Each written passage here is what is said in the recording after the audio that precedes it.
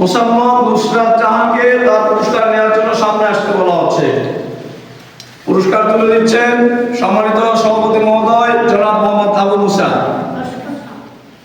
2025 সালের জানুয়ারি মাসে এক ওয়াক্ত নামাজও সে কাজা করেনি, ইনশাআল্লাহ আগামীতে আরো বেশি বেশি নামাজ পড়বে, তার জন্য দোয়া করি সকলে বলে আমিন।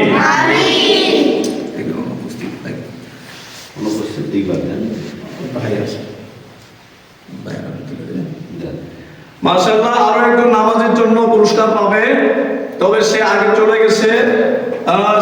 মোহাম্মদ বাইজিদ মুস্তামি, তার পক্ষ থেকে তার ছোট ভাই পুরস্কার গ্রহণ করবে মোহাম্মদ জুবাইর আহমেদ। জুবাইর আহমেদকে সামনে আসার জন্য বলা হচ্ছে। মাসে একদিনও নামাজ আদায় করেনি,